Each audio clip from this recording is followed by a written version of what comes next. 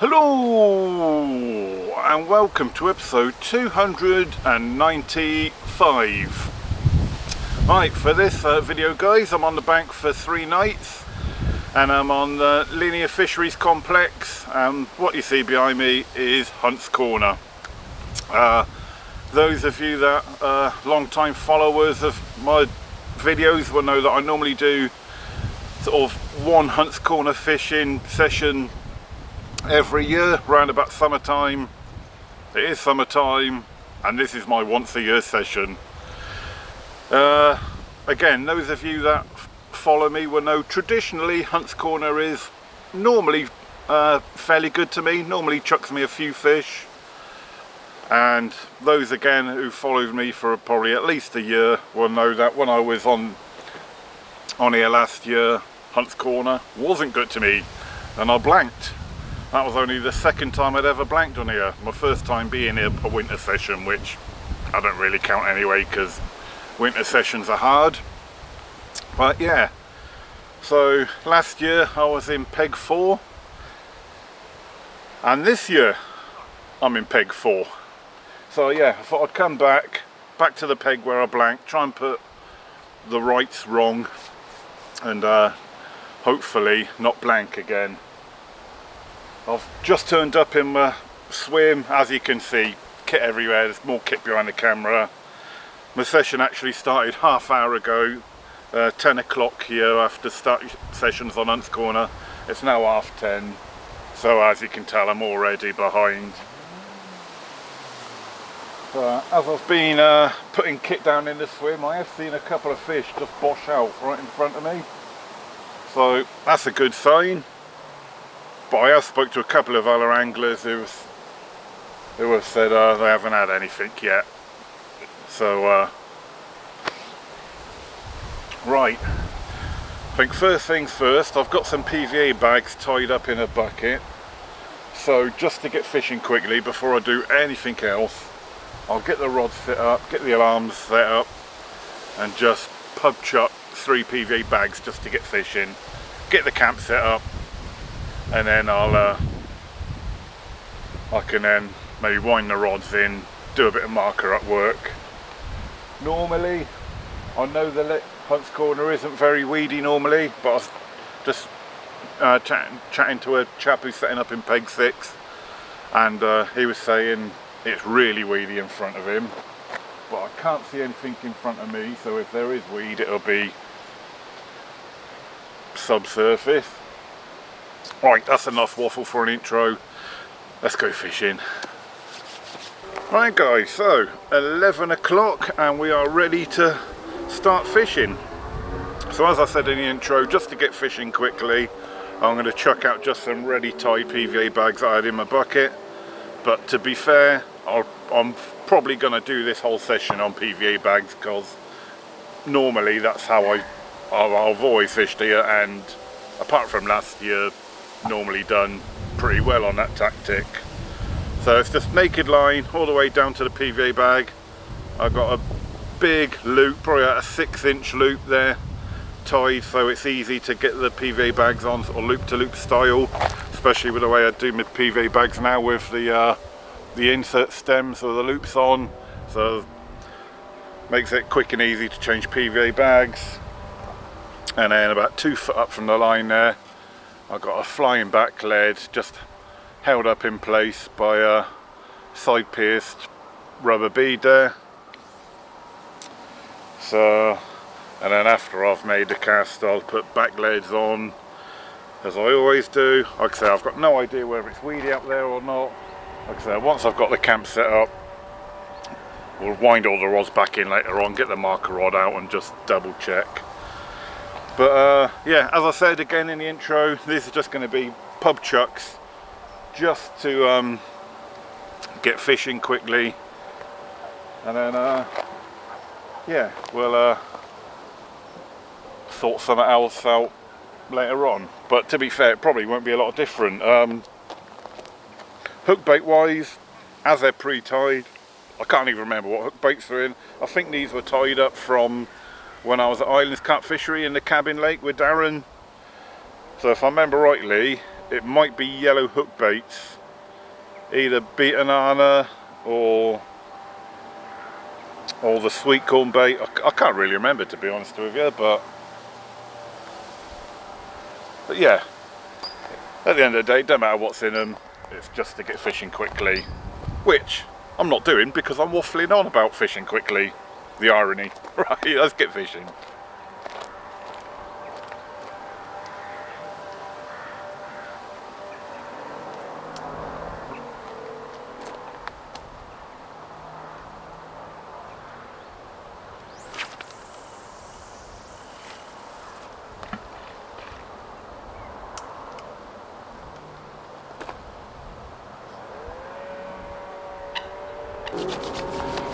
Right, and there we go guys, 15 minutes after saying I was ready to start fishing, all 3 rods are now out and fishing. So I've minimised my sort of loss in fishing time by having those PVA bags ready. I've got a feeling it must be a bit weedy out there because the lines keep doing the odd little bleep, which would probably indicate to me that there's probably weed out there that the line is hooked over. But at least we're fishing. If I'd have got the bivvy up first and sorted all the rubbish out first, you know, I might have missed a opportunist bite or something. But having PVA bags ready means you're always ready to go as soon as you turn up in your swim. Right guys, so it's quite active out there. There's been a fair few fish showing that right out in front of me. Probably slightly beyond where I've actually cast to, if anything, but yeah, so since my initial cast I haven't actually done anything. I just thought I'd leave it for a little while and see what happens. But yeah, I've seen fish near the surface and I can see fizzing as well, so there's fish obviously feeding on the bottom because of the fizzing, but I'm also seeing fish near the surface, not with their backs out or anything, but I can just see their dark shadows sort of below the surface. So at some point during this session we might have a little bit of a zig session. Oh, don't know if you wouldn't have saw that, I'd have been in the way, but a fish just head and shouldered out right in front of peg 9. Obviously I can't cast over there because it's in front of peg 9. But yeah, so I might wind them in shortly, put some more PVA bags on and just go a little bit longer because the fizzing I'm seeing is probably just 2 or 3 rod lengths beyond where I cast to. Oh, there was another one just head and shouldered out. You might have caught that at the back there. But yeah. So also what I've just done as well, not related to the fishing, is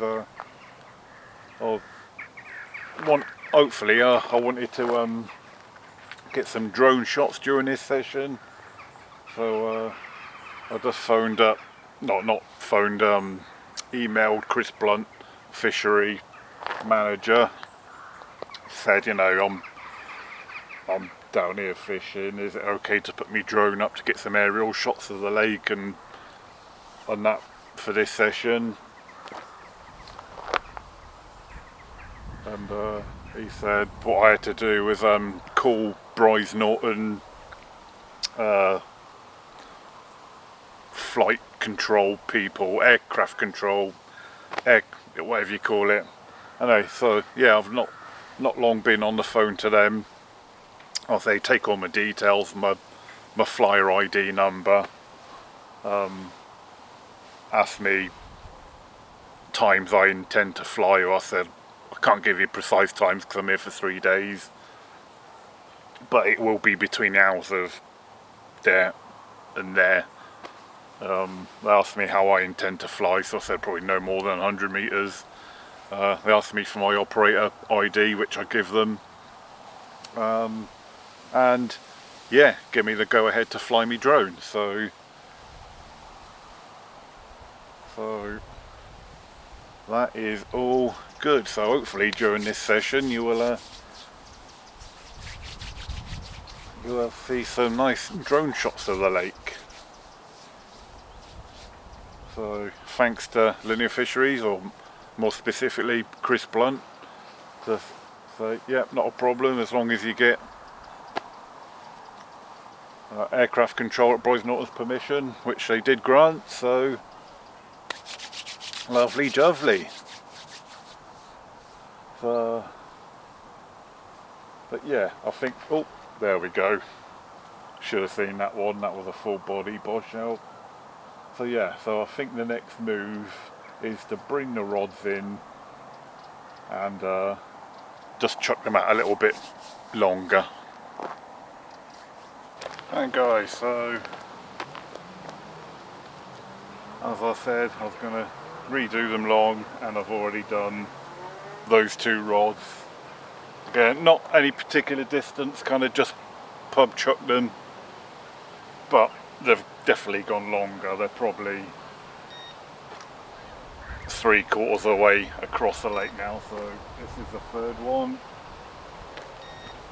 Well, that'll just be the line settling because they've only just been recast. So yeah, this is the 3rd and final rod of them going longer.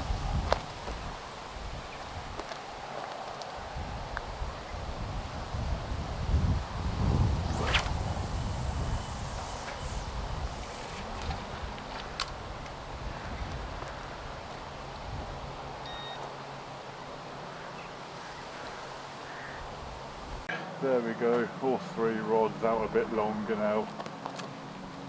I don't want to start spodding or anything yet. Obviously this is day 1 of 3. It's a day ticket fishery, popular day ticket fishery. I don't know what the next guy has done before me.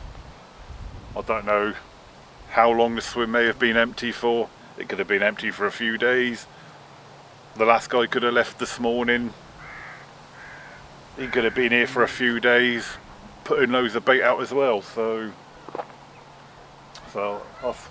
that's why we're sticking with the PVA bags to start off with. Well, we'll continue with the PVA bags even later on through this session, but for the moment, PVA bags is the one where I don't want to put any bait out. Like I say, if there was someone in before me, I don't know, he could have put 10 kilos of bait out, 15 kilos of bait out. I don't know. The swim could have been empty for a few days and there might be no bait out there. I don't know. So yeah, I think PVA bags is the best way to at least start the session. Hi, good evening guys. We're just approaching 7 o'clock and obviously it's all quiet. And it is quiet actually. I mean, as in generally. It's when I set up there was a chainsaw going, there was a banger racing going, there was a bit of a breeze blowing that obviously puts a bit of noise through the trees. And yeah, the banger racing noise stopped about an hour ago. The wind has virtually died down now, so there's hardly no sort of noise through the trees, and it's yeah, a very pleasant evening. It's still fairly warm.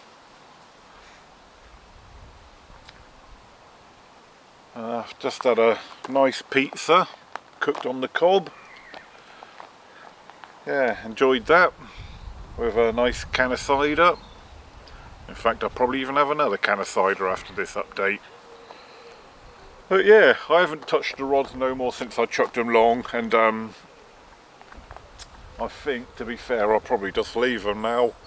Just as I said earlier on, when you come to day ticket fisheries, you don't know what the next guy's done before, so we'll just leave the bags fishing as they are for now, and then if nothing happens through the evening, the night, then we'll start with a different strategy tomorrow. I think that's probably the best way to play it on, you know, fisheries like this. So yeah, just gonna sit back, chill. I have got more bags all made up in my bucket, so if I do need to do a rechuck in the night, I've already got bags made up ready to go.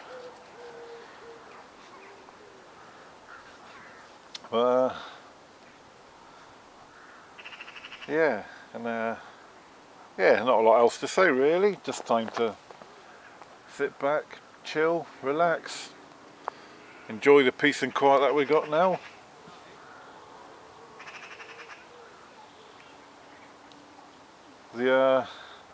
Talking of it being quiet, the activity on the lake has also gone quiet, as in regards to shown fish.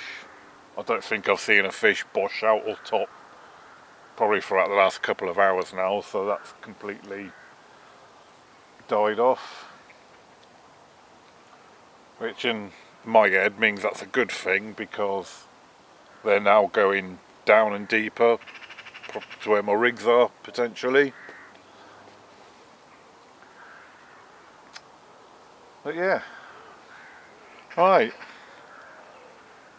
if nothing happens in the night, guys, I'll see you in the morning. Good morning everyone, and obviously a quiet night. No bleeps or nothing in the night.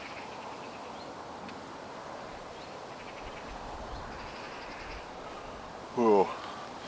What's the time now? Just going up to 8 o'clock, but half hour ago I had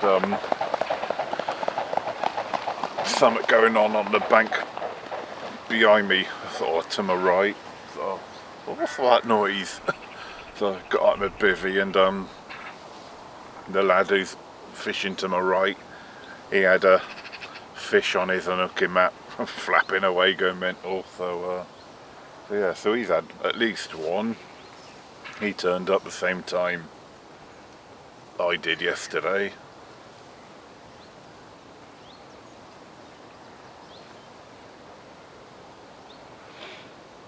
I was watching him spodding yesterday, but he's fishing at least one rod right across the other side of the lake. I could see his marker float, and he was spodding bang on the marker float every time. So whoever you are, mate, great spodding. I think if I had to spod that far to the other side of the lake, one would be over there, one would be over there, one would be over there. I might hit it on the target once in a while.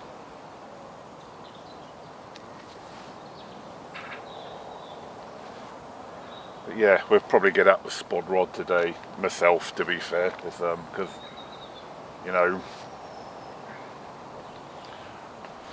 we're sort of what, 21, 22 hours into the session now, and nothing's happened, so it's safe to say at least a full day has passed now with no bait going in. You know, if potentially the angler before me had bait going in, so because a full day has passed now with no bait going in, I will now put some bait in today at some point. Maybe try some different hook baits as well, because nothing else has happened. Because there's a load of maize in my spod mix, I'll probably try the old imitation sweet corn, large grains of imitation sweet corn that I've got in my pot. That's always done well for me in the past year when I'm fishing over spod mix.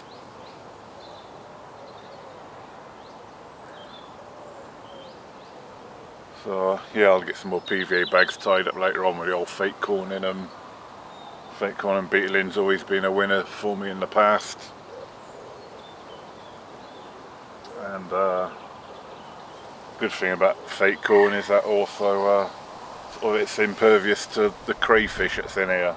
I had to get up for a wee in the middle of the night, and while I was sort of out and about, I thought, oh, I'll have a look in the margins with my head torch.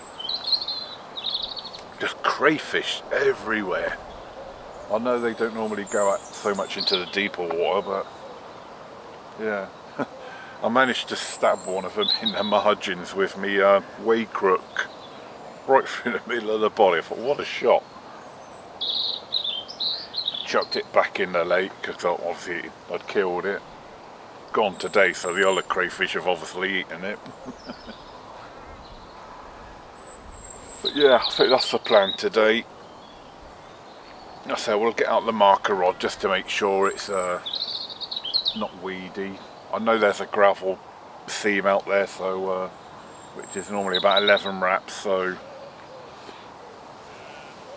you know, we'll wrap up at 11 wraps and just make sure that gravel seam still is out there and not covered up with any weed or anything, and then yeah, we'll tie more PVA bags. We'll try something different in one of the bags as well. I'll come to that at the time. But yeah, I think it's safe to say, you know, what I've done so far, even though I haven't had anything, I think I've done it right, you know, by not putting any bait in. But yeah, looks like matey to my right, I know he's had at least one, and he was spotting yesterday, so yeah.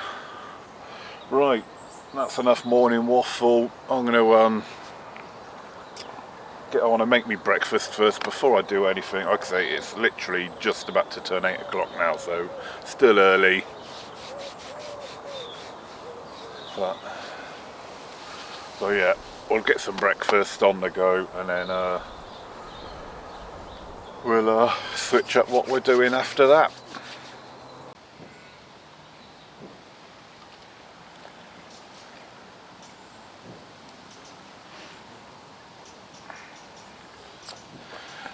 Alright guys, so as you join me, I've obviously got the marker rod out, and as you can probably see, we've got no rod fishing at the moment. Had to have the morning winding for the facilities, and now the rods are in. I thought now's a good time. Normally I wouldn't do this, it's only 9:30, but I had to wind in, there was no choice about that. So while the rods are now in, sort of got the marker rod and look for the gravel kind of bar that I remember being out there. Now I've already done a bit of marker up work. I started up at 11 wraps. At 11 wraps it went down with a pretty solid thump, but I couldn't find the gravel bar. I remembered it being sort of 11 and a half wraps. So I put it back round the wrap sticks at 12 wraps, and I'm pretty sure I'm just hitting the kind of outside of that gravel bar.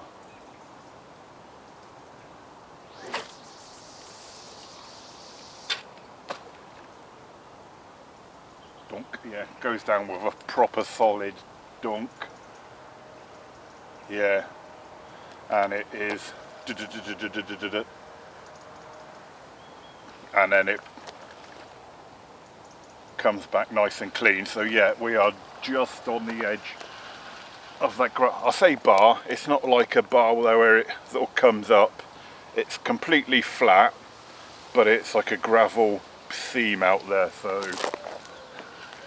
So yeah, so 12 wraps and we're just onto the near side edge of that gravel seam. So yeah, I thought I remembered it being about 11 and a half wraps. Perhaps it still is out there, maybe it's just been covered up with a bit of debris now, but I'm definitely feeling it at 12 wraps.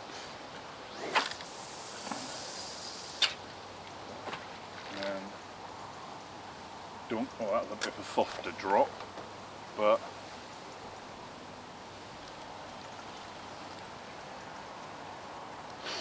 yeah.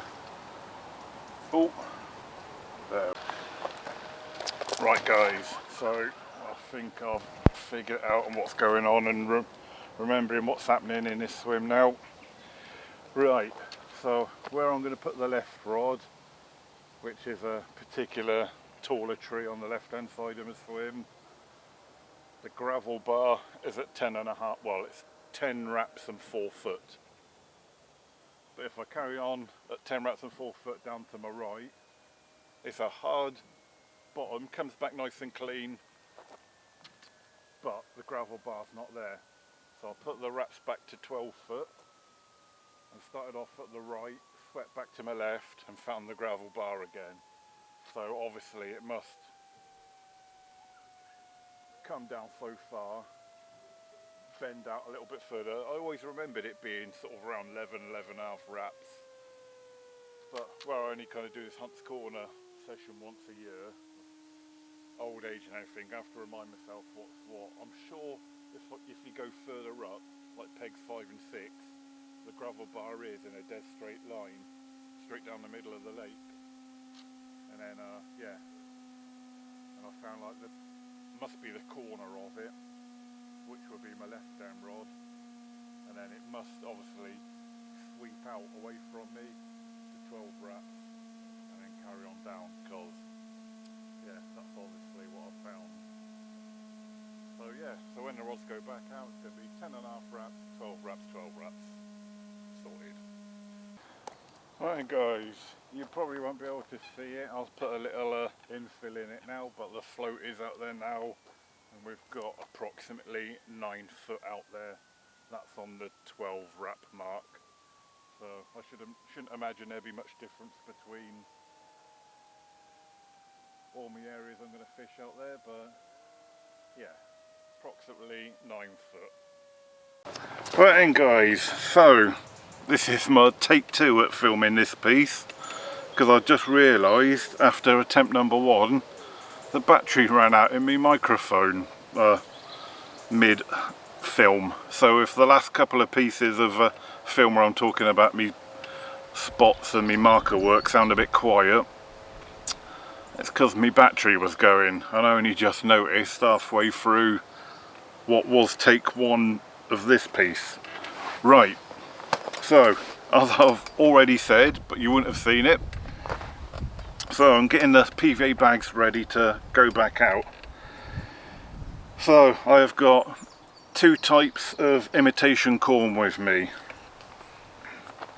which are going to go in each bag. So we've got loads of different types of imitation baits there. That's all soaking in the good old-fashioned beetling, just the plain beetling. The imitation corn in this pot is beetling again, but it's the seafood version, so a really sweet but fishy smell. So I'm going to do 1 rod on that and 1 rod on that. What about the 3rd rod? What? The 3rd rod? Right. After watching my good friend Math T's latest video, he did some off, and I thought, do you know what? I've not used that myself in absolutely bloomin' years. And that is good old Pepperami, or P. It's off a multi-pack, but it's hot Pepperami, yeah. And I've watching Math T's latest video, and he calls it Dave's rig, because old Dave likes the old Pepperami. So I'm going to do 1 rod on good old-fashioned Pepperami. As I've mentioned, there are crays out there, and in case the crays love this a bit too much, I would tip it off with a small bit of imitation corn, so if they have that, there's still something on the rig. I say small imitation corn because on the rig that I'm going to fish as a hook bait, I've got large imitation corn. That's going to be my hook bait, because that more closely resembles the the maize that's going to be in my spod mix that's going out. So that is my 3 rigs I'm going to fish. Fishy beetle in, sweet beetle in, pepper army.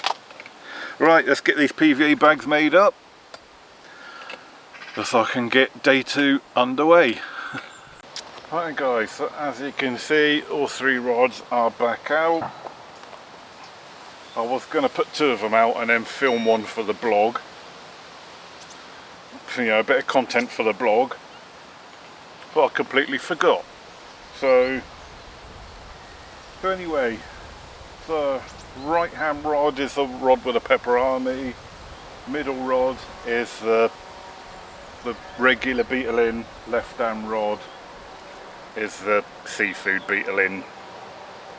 So just thought I'd quickly update the blog with a bit of information, whether it be relevant or so yesterday I was chatting to the chap who's in peg 4-6, and he was saying yesterday there wasn't any fish, or hardly any fish, showing in his swim.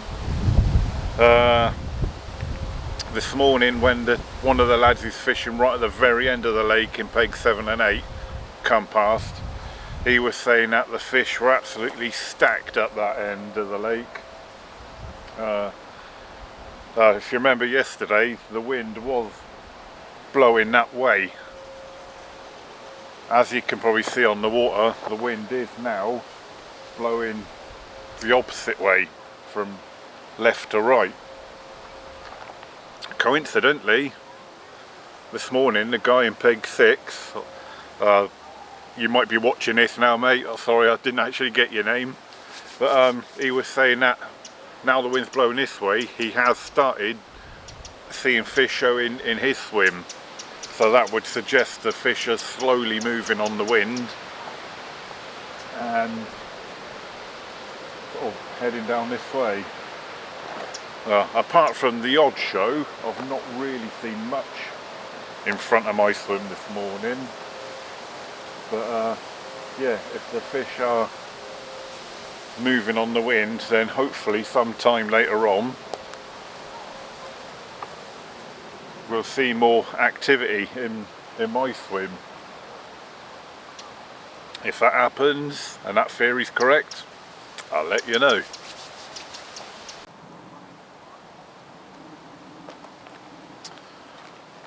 Right then guys, so only about 5-10 minutes has passed since I've done that little update on theory of fish movement with the wind, and I've been stood here watching the water since then, and it might be right, because fish have started nutting out the water in front of peg 9, which is just to my left on the other side of the lake.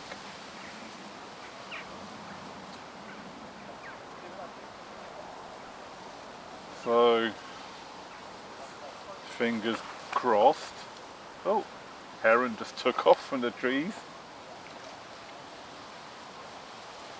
But yeah, if they are doing that, then hopefully it won't be long before there's some numbers of fish in front of my swim. Right then guys, so a quick couple of shout outs. I know I don't normally do shout outs, so please don't bombard me with shout out requests, but there was a guy up in peg 2 earlier on I bumped into when I went up to the facilities, Andrew Tomo, so nice to meet you mate this morning, although it was brief because, you know, I was on my way to do other business. And this guy, your name is? Steve. Steve, nice to meet you. Nice to meet you. Obviously see me on Facebook saying I was here. Yeah. How far have you driven here just to meet me today? 100 miles. Wow. That's dedication to yeah. meet someone you'd know off of YouTube. Well, that's been lovely to meet you. What an effort. I've never had anyone drive 100 miles to come and meet me before. Oh, that's my pleasure. So where have you come from? Well, actually, I live near Skegness. Skegness, or East Coast? Yes. Wow. Very much so. East Coast in a little wow. village. And you've driven 100 miles just to come and meet me? I do have, yes, indeed. Wow, what a pleasure. Well, I appreciate the effort to come and say hello, mate. No, the pleasure's all mine. But yeah, if you come to see fish, I'm a bit of a letdown at the moment. No, I don't believe that at all. Yeah, not a lot's happening at the moment. Oh well. I'm sure they'll come along a bit later. Yeah. Right, anyway, I'll have a chat with Steve, because, you know, I have to now. He's done a 200-mile round trip to come and meet me. Right. Okay. I'll catch up with you in a bit, guys. Right, guys, so we're early afternoon now. Time to put a bit of spod out. So this is going to be on the left-hand rod first, the 10.5 wraps rod.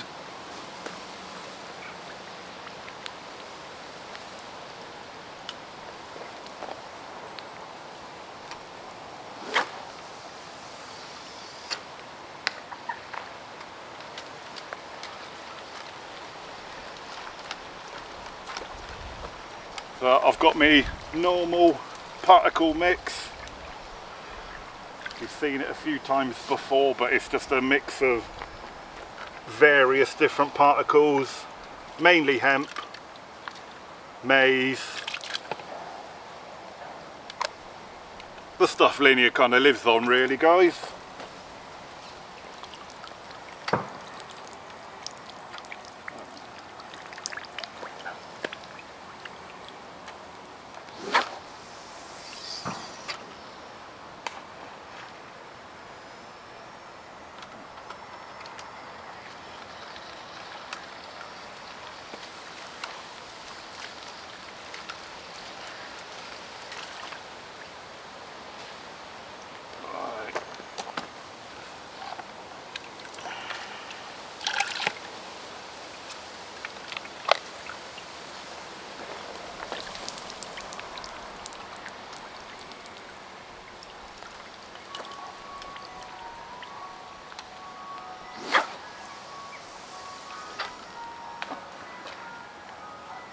Right, that's 3. We'll put some more on there in a bit, but for filming purposes, we'll take it out the clip and do a few spods on the other 2 rods. At the 12 wrap range. And if I'm any good at me editing, you'll also see this on my drone. We've got the drone up at the moment. As I said yesterday, I have had permission from both Linear and Aircraft Flight Tower at Bryce Norton. So if the editing's any good, you'll also be watching this on the drone.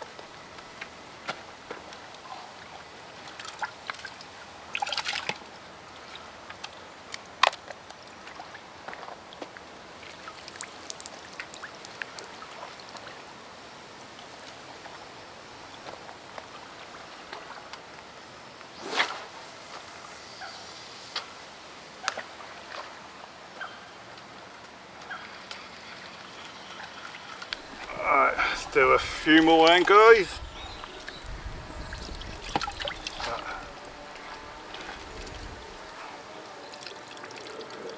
And again, if I'm any good with me editing at home at this point, you'll also be seeing this from directly above.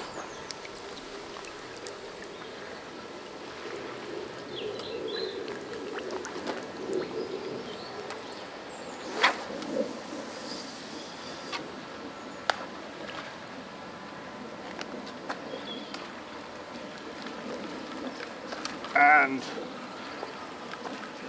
hopefully that's in shot. I don't know until I watch the footage back. But I've got my drone currently 60 metres above my head, guys, looking straight down at me, so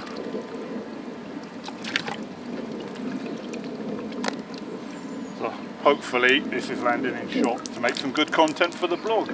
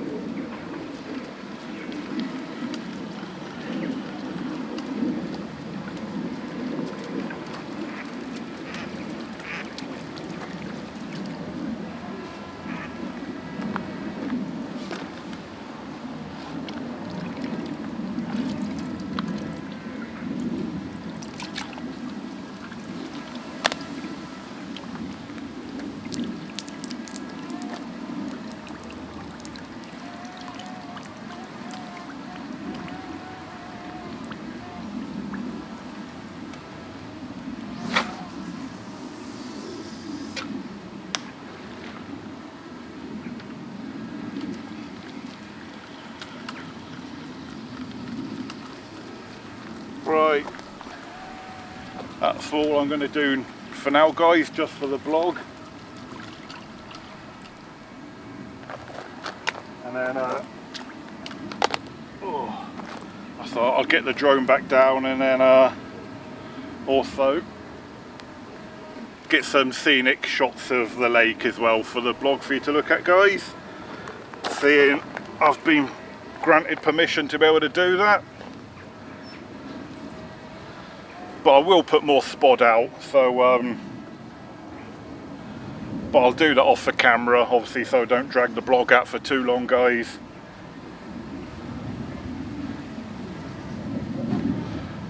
Alright, be back with you later on. Right guys, so that's all my spodding done. So I didn't do much more off the camera, so I've put in a total of 6 spawns of particle per rod. And then once I'd finished with that, I'd done then 1 spawn of boilie that I've got with me as well in this bucket. Just to, there we go, just a mix of the Nut 365 and the sweet corn boilies. We've got a mix of 12mm and 15mm in there. And yeah, just 1 spawn per rod. Just to add a bit more to the buffet theory, and unless any fish come along now, that's all I'm going to do for today. Might put a bit more out tomorrow just as a refresher for the swim. I'll play it by ear how the fishing goes, but yeah, time to relax. Go and sit in the shade, I think, because this sun has come up really hot now, especially now it's right in my face. Yeah, that's a bit. My theory about the fish coming down and showing, it kind of was true. There was a few shows, but there wasn't the amount of shows today as what there was yesterday. Yesterday it was like an aquarium, so there were a few shows, so I was kind of half right, but yeah, not as much as I thought it would. Alright, right, let's hope that bit of baiting up in the swim does attract a few into my swim. Cross our fingers and hope for the best.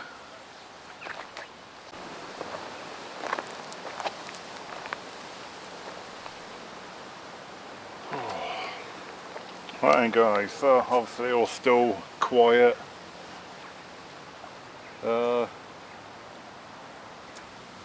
Not been that many signs of fish today. There's been a few. So that theory about the fish moving down, I think they probably still are, but they're just not doing it on the surface or bushing out.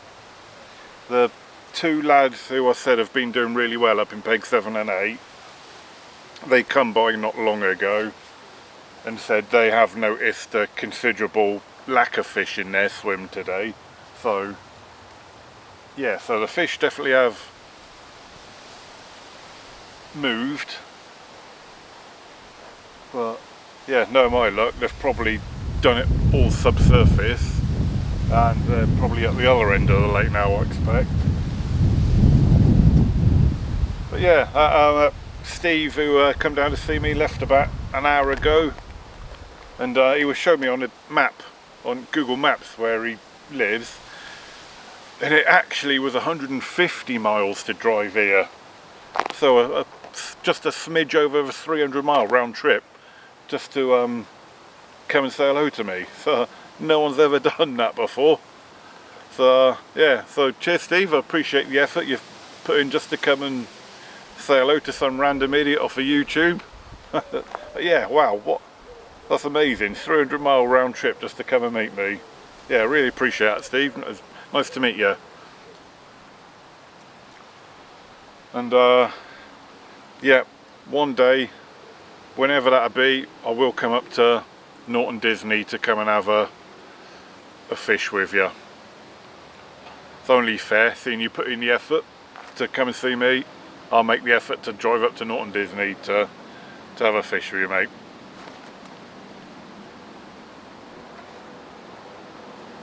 But yeah, obviously I haven't switched to Zigs, guys, otherwise I would have said it's just been a tad too windy, I think, to put the Zigs out. And I haven't seen, like I say, I haven't seen the real signs of fish today anyway in my swim.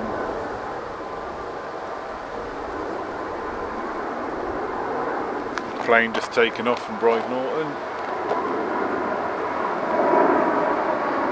But yeah, maybe tomorrow, if the wind is a bit less, we might have a go on the Zigs tomorrow. But yeah, it's just been probably a tad too windy for it today.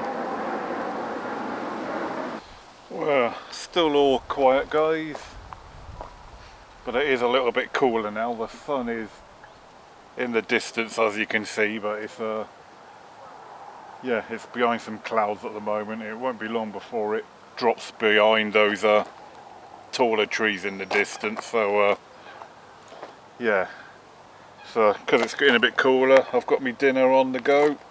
Lit the cob about half-hour ago, and I've got some chips and a macaroni cheese for me tea tonight. So that's currently in the cob cooking away. Be ready in about 20 minutes or so. But yeah, since the wind has died down and the lake's been a bit flatter, I have been able to see signs of fish out there. There's been a few more just kind of just topping out, not boshing out like there was yesterday, but just kind of, you know, just breaking the surface, just kind of letting you know they're there. And there's been one fish. He's still there now, but in front of peg 9. He's probably been doing a circuit between peg 9 and my swim. Probably just going really slowly, just with his back out the water. Probably for about the last hour or so now. And if it had been like this earlier in the day, I would have definitely put the Zigs out earlier on. And hopefully it'll be like this tomorrow, so I can have a go with the Zigs tomorrow, just so I can say I've tried all options.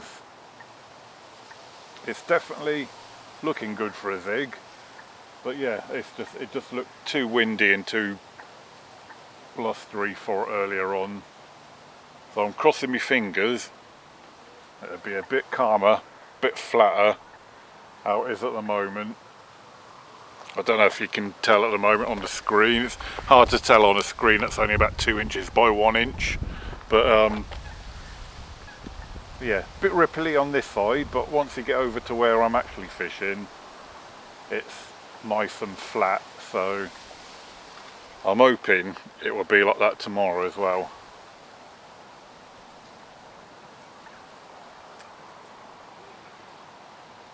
But yeah, as I said, once I've had me dinner. What's it? We're coming up to 7 o'clock now, so I'll probably wait till about 8 o'clock, half 8, guys. And then, like I said, as I said earlier on, I will redo the rods with fresh PVA bags. You know, just to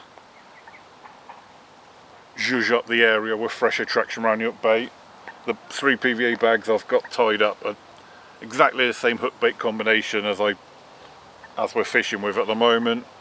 So that's 1 regular beetle in sweet corn, 1 seafood beetle in sweet corn, and 1 pepper army tipped with sweet corn. But you know that already because I've already shown you. Right, I probably won't film them going out. I'll just get on and do it because I'll probably leave it as late as possible with the light that I've got, so I won't worry about the filming. But yeah, that is what I'll do, and hopefully just that little fresher ball of pellet around your hook bait might entice the fish in. I've got to be fair, after I put the spot out, I was expecting a bite to happen, to be fair, but hey ho. Right, my dinner should be ready in about 10 minutes, so if I don't see you for the rest of the evening or the night, fingers crossed I will, and I'll see you in the morning. Well, this is frustrating, guys. Not a sniff, not even a bleep, nothing. Yeah, as you can see, the rods are out the water at the moment because the old age bowels said, get up now and go. So yeah, so now the rods are in, and as you can see by the surface of the lake, absolutely flat calm. So yeah, I'm gonna get the Zigs out. So I've just got all my adjustable Zig stuff at my bag, and yeah, thanks motorbike for ruining my audio. But yeah, so yeah, I'm gonna get the Zigs out today. I was just chatting to the chap who's down in Peg 6. He's currently packing up, but he lost one on a 2-foot Zig, he said this morning. Went into some weed down by him, and yeah, unfortunately it come off. So but that is good information I can use. So on the adjustables, all my Zig lengths are already pre-made to 3 foot. So, and as we know yesterday from marking up, I got 9 foot of water out there, so yeah. So I think I'll do that. I'll start one at the bottom at the 3 foot length, mid-water 6 foot, and one at kind of just under the surface at 9 foot. And then see how that goes. Right, let's crack on and get that set up. Fingers crossed for the next 24 hours, guys, because this time tomorrow I've got to be packing up and getting off the lake. Right guys, so got 1 rod set up on the adjustable Zigs. So the system I got is the ones from Fox. So that's your float, your lead, so it moves in the very same principle as a marker float setup. If that was like your lead and your float. The only difference is at the other end you have your Zig length. So this is a 3 foot Zig, black foam with a Zigger liner, and on the top of the float, as you can see, little PVA nugget. You just gotta roll it up, shove it in the recess there, then you can put your hook in it like so, and that just stops any tangles on the cast.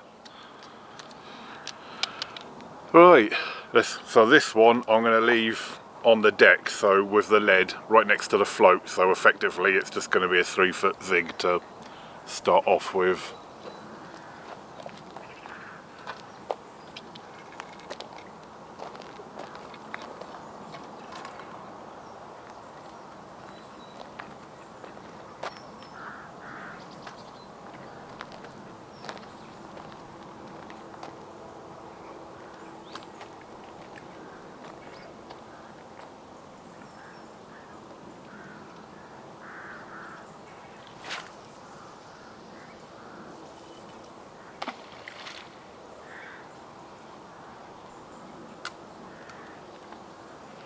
Right then guys, so I've just made me cast with me second rod. So the way these adjustables work, if you've not used them before, different people do it in different ways. Some people like to bring the float up to the surface and then pull the line back down a foot at a time, so they measure it from the top down. I prefer to do it from the bottom up. So when the lead and the float are together, I know the zig hook is going to come out that foam, and then I'm going to have a 3-foot zig straight away. This one I want 6 foot off the bottom, so that's about a foot there from the reel. Oh, loosen the clutch first would be an idea. So that's a foot there. So I just then pull off a foot of line at a time. So now that's 4 foot off the bottom, 5 foot off the bottom, and 6 foot off the bottom. Tighten up the clutch again to the fighting drag.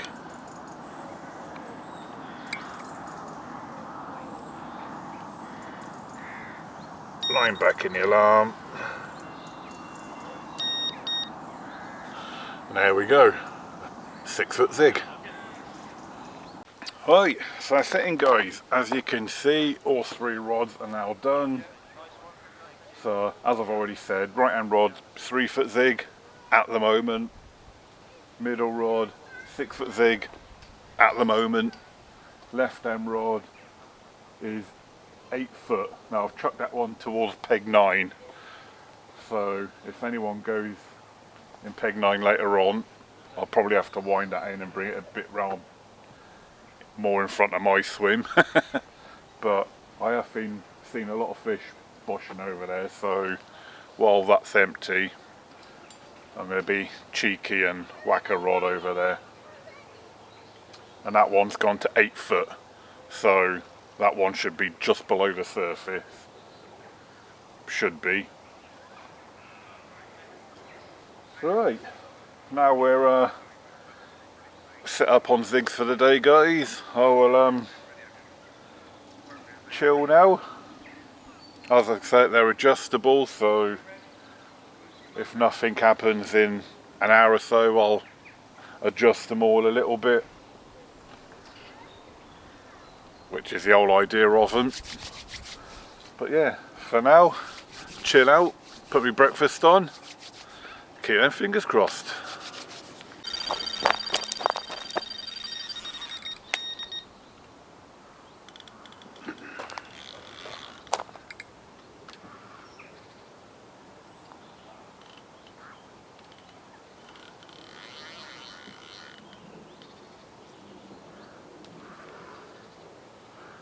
Wow, amazing. Literally 15-20 minutes after switching to the zigs, we've got a run.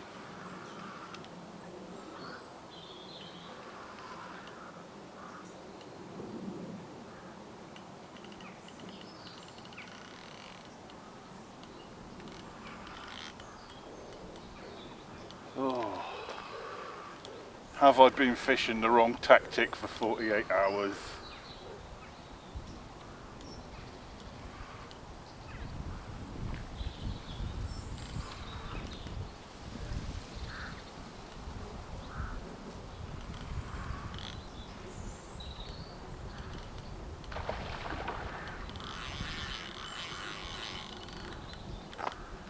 I reckon I have. What was that on? The 6 foot zig. So,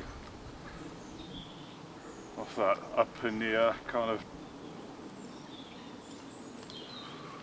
top third of water.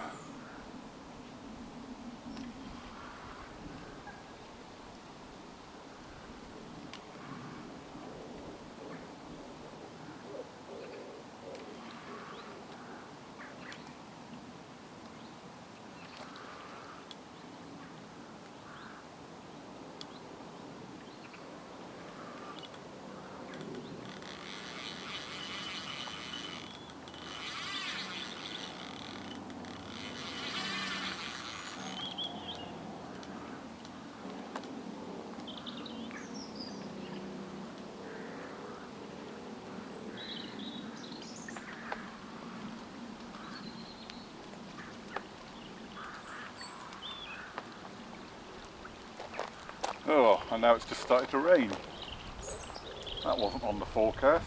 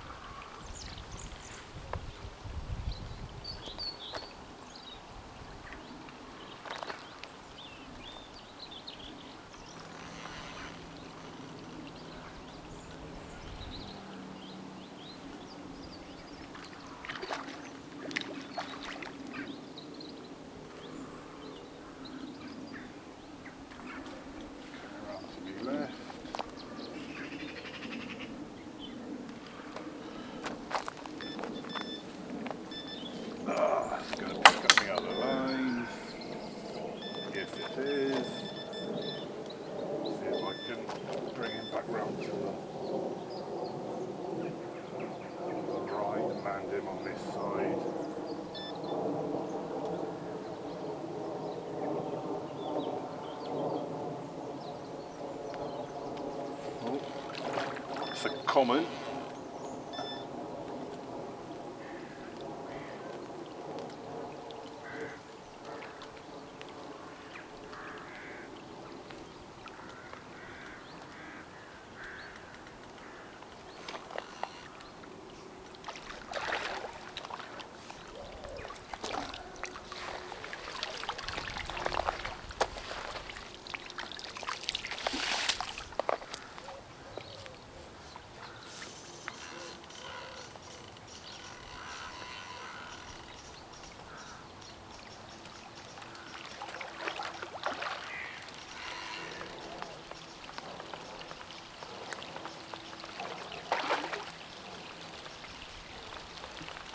Hopefully I can land this quickly so I can put my camera away.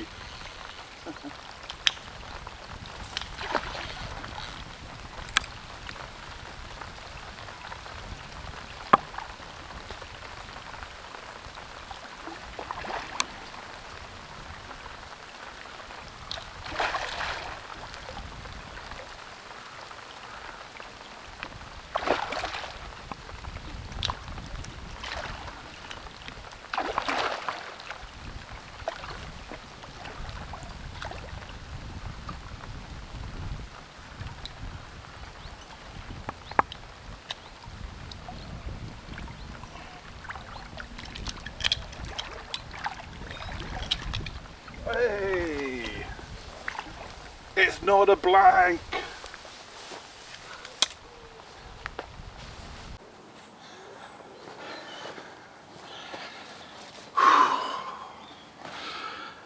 Right then, here we go. The blank is finally broken, guys. Yeah, and I think it's safe to say we have been fishing the wrong tactics for 48 hours. But yeah, unreal. Zig's literally out 15, somewhere I'd say 15-20 minutes. Now this fish, once it hit the net, I thought, ah, nice mid-double, nice little blank saver. It's actually slightly bigger than a mid-double. Come on. Come on, you're going to be on YouTube, girl. How's about that? £20 8 ounces, guys. So, yeah, I'm glad I made the switch up to Zigs now this morning. I've got a fly buzzing around my ear. So yeah, £20 8 ounces. Nice common, guys, to break the blank.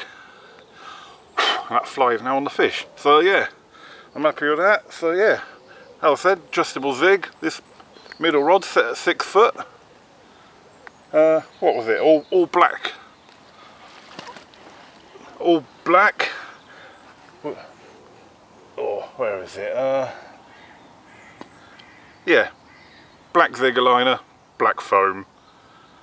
Size, what was that? 8 barbless hook. So, right, let's get a few pictures, get her back, try and get another one. Yes.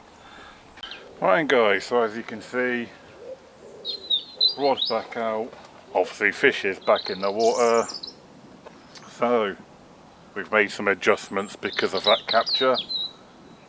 The middle rod obviously gone back to roughly the area where I caught that fish from, obviously back to 6 foot off the bottom, and I've adjusted the outside 2 rods now to be nearer that vicinity. So I've raised up the 3 foot Zig to 5 foot, and I've lowered the 8 foot Zig down to 7 foot.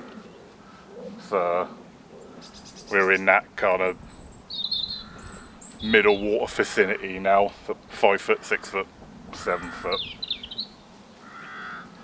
Yes, I'm glad it's not a blank. Redemption. Now I've had one, I need another to make up for last year's blank. Alright guys, gonna rechuck the middle rod to a slightly different area because some fish have been boshing out towards a certain tree on the far bank, so I'm going to put a rod on that. Probably keep it up to about 6 foot as well when it's once I've cast it out.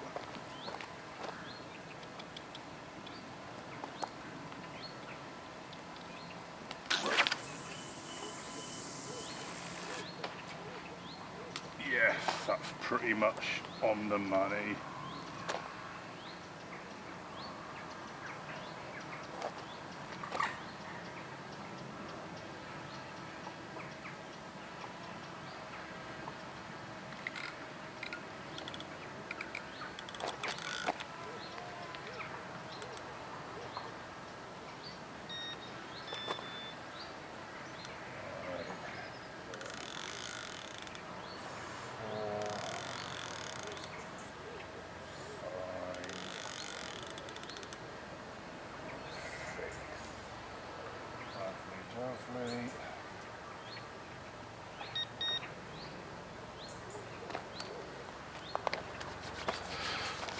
Right, fingers crossed for some action off of that spot, guys.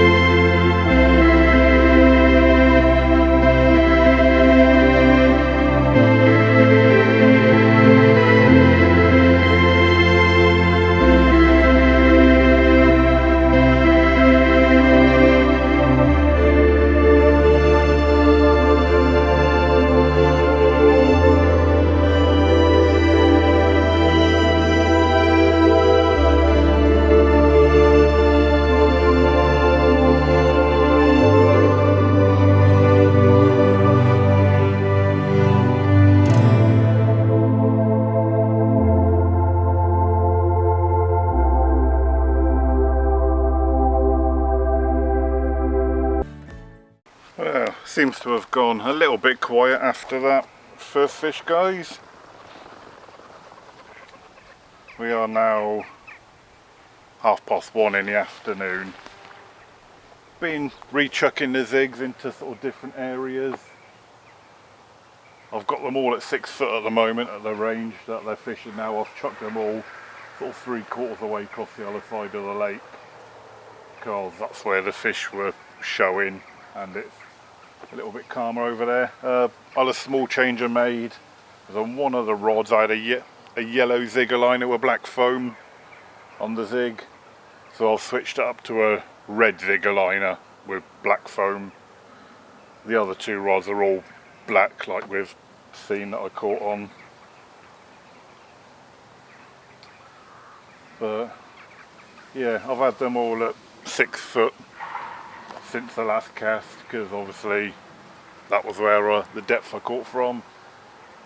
So I need to, nothing's happened for a while, so I need to adjust the depth. It's getting a bit brighter, a bit sunnier, so I think I'll bring one up by 1 foot and one of them up by 2 foot, because with this sunnier weather, they'd be my bet that they're probably coming up a little bit higher in the water. Right, I'll do that now.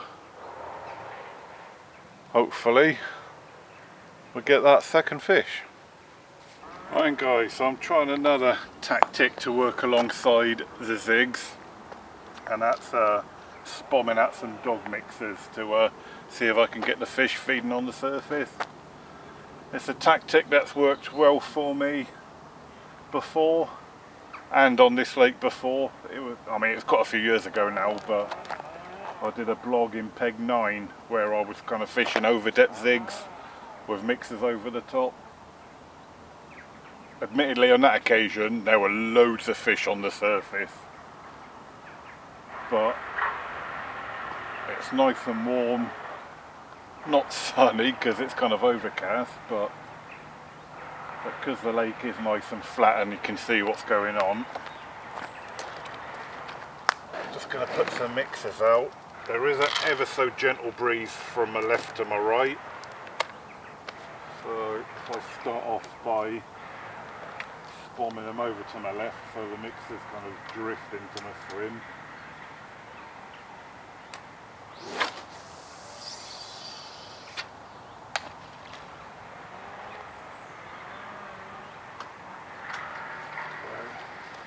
Yeah, and then if I see any fish taking the mixers, what I would do then is bring the zigs right up to the surface. So we already know I've got 9 foot of water out there.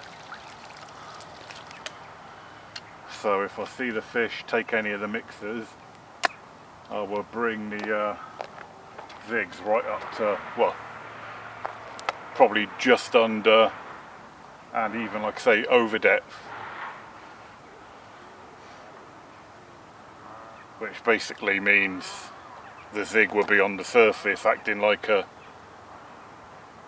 as if you were floater fishing. But where the eyesight isn't the best these days, I'm not good at pinpointing the hook bait on a floater setup, so I tend to do it this way, zigging with over depth zigs if they are feeding on the surface.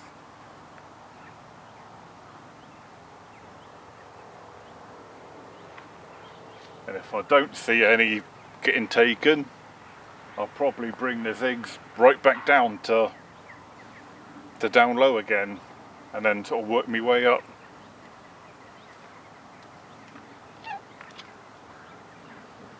Right, so that's my plan. See if it works. It's really quiet.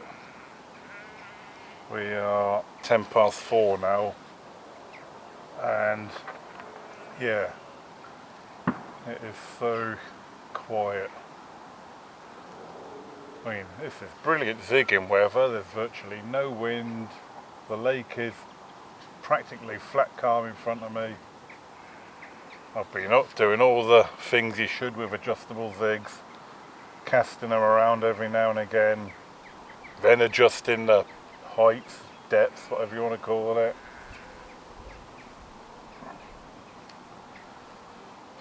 Got so bored, been trying to feed the robin that's flying around here. But yeah, it's I'm not even seeing any signs of fish in front of me, guys. It's a bit frustrating after I had that one really quick doors after the Zigs first went out.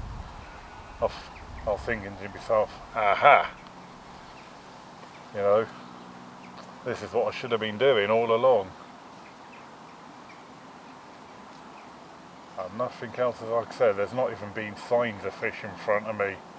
Like I said, with it being flat calm, you can see the fish, even when they're not on the surface, you can see the shadows if they're just below the surface. So I'm not even seeing that in my swim today, guys. It's really frustrating. This is the downside of pre-booking swims. Oh, I say that low. The fish is just topped ever so gently in front of peg 9. Literally right in front of peg 9. But yeah, this is the downside to pre-booking swims, is that you are confined to your swim whether there's fish here or not. Sometimes it pays off,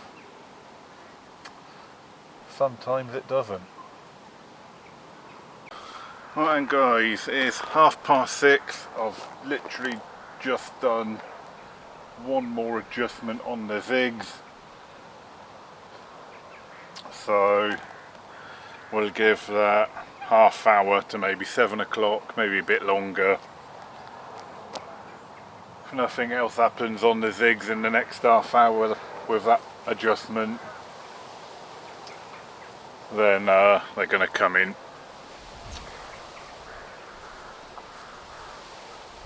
Yeah, well, they're going to come in anyway, to be fair, so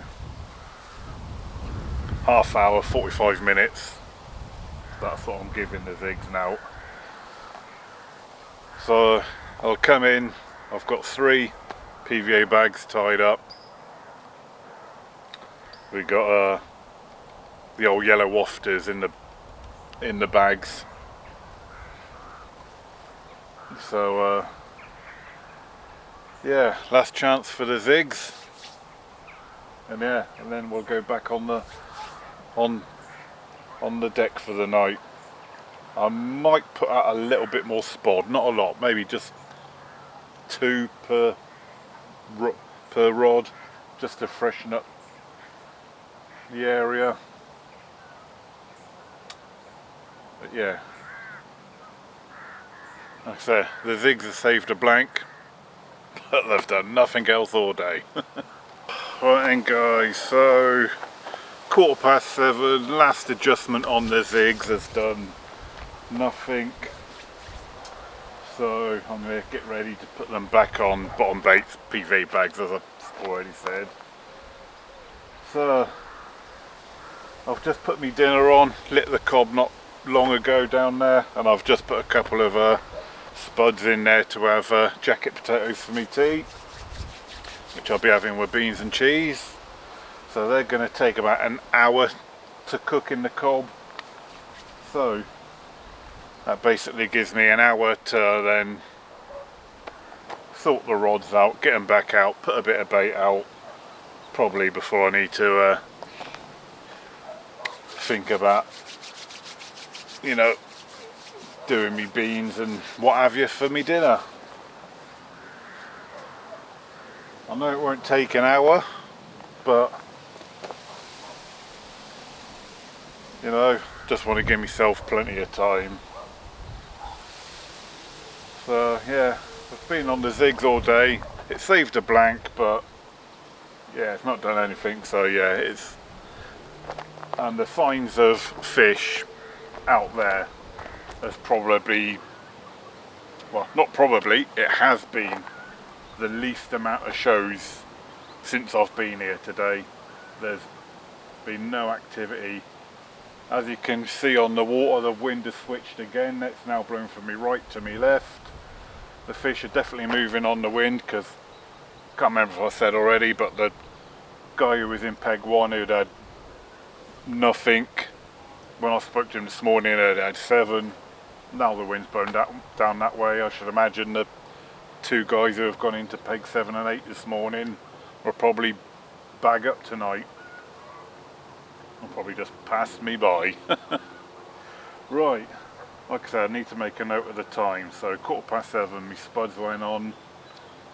So yeah, I should be able to get the rods all sorted, put a bit of bait out, and be able to have me dinner still in daylight. Right guys, so as you can see behind me, 2 rods are done already. 3rd and final rod. So because I got to pack up, or not pack up, got to be off the lake by 9 o'clock in the morning. Unless any fish come along in the night, this is potentially going to be the last cast of the session. So there we go, potentially last cast, but hopefully not. So we've wrapped up back to the spots that we baited up to yesterday, obviously.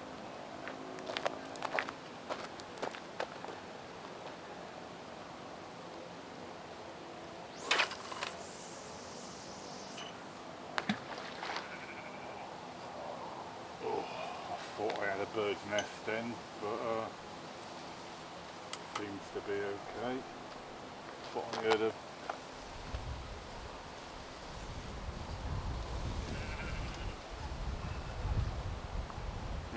Do I check that? It sounded like a bird's nest went out.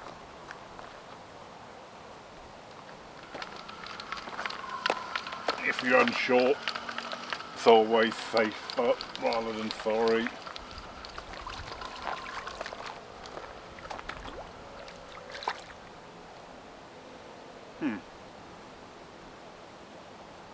No, absolutely fine.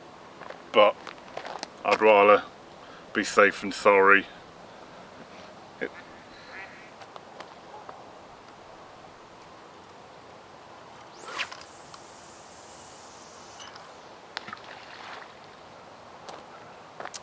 Much better.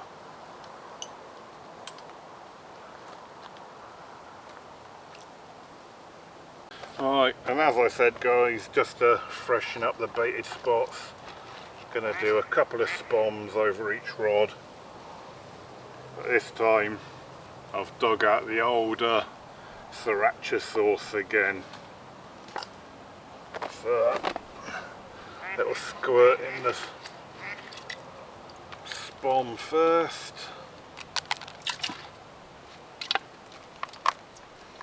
Like that. That sriracha helped me catch a 37 on the last session at Aspen. Oh wait. There we go. Twist it up.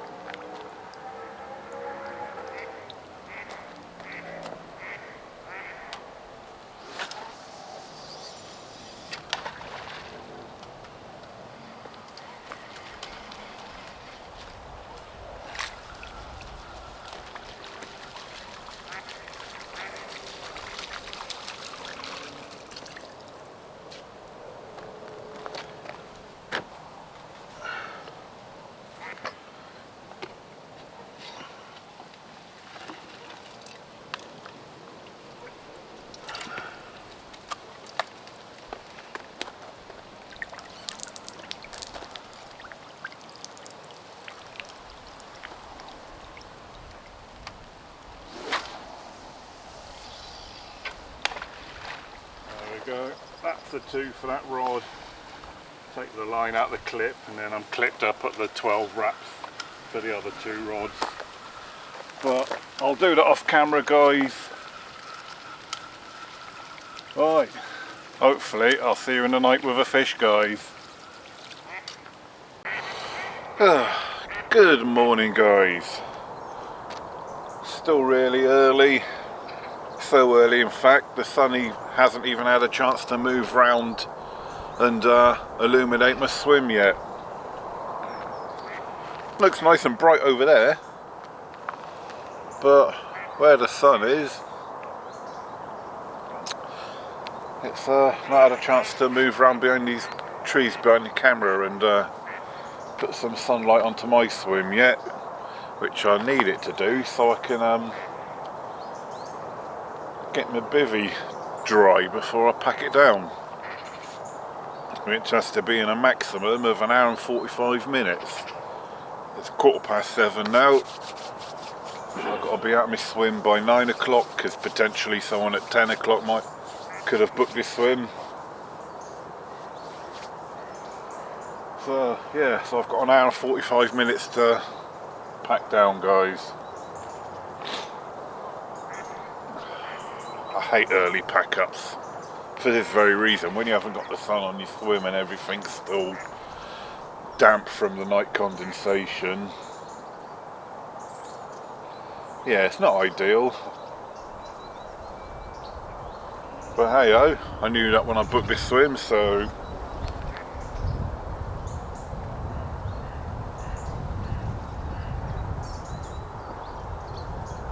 right, anyway, the fishing. Absolutely quiet night last night. Not a bleep, nothing. Looking at my bobbins, it doesn't look like they've moved a single millimetre.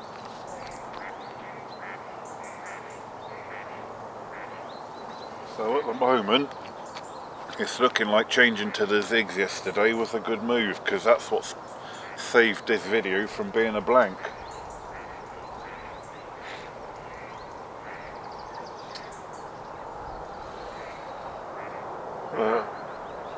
Yeah, obviously we've got that. I'll leave the rods out as long as possible.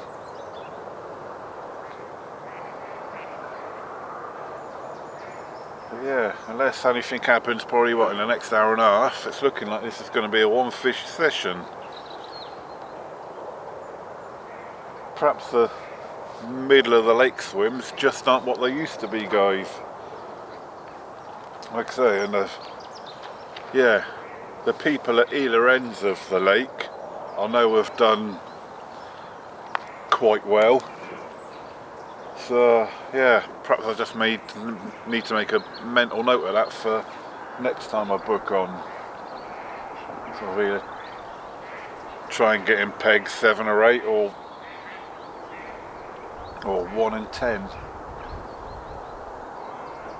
Never fish peg 1, but I've fished peg 10. In fact, I've never fished peg 7 and 8. Mainly because they're at the very end of the lake and it's a bit of a trek to get down there. Right guys, that's enough waffle for a morning update. Right guys, it's 8:30, so I've got half hour left of my session. As you can see, we're just down to rods on the ground. I've got everything in what sunlight is in my swim trying to dry off. Got my nets hanging at funny angles. I've got my bivvy halfway down the bank in a sliver of sunlight that's down there, trying to dry off in the last half hour that I've got. But yeah, unless anything happens in the next 20 minutes or so, guys, this is the end of the video. So thanks for watching. I know it's been another long one. They always are with me, you should know that by now, guys. But yeah, we didn't blank this time, but I don't feel like I got the redemption from the blank last time. I would have liked multiple fish to feel like I got redemption from a blank here last year. But we didn't blank, that's the main thing. So right, I'm going to continue with my pack up, guys. Thanks for watching. Thanks again for Steve, who done that 300-mile round trip to come down and see me. We will meet up in the near future, Steve, and do a session. Right, got no idea where or when the next session is going to be, guys, so till then, thanks for watching, tight lines, and I'll see you wherever I'll be next.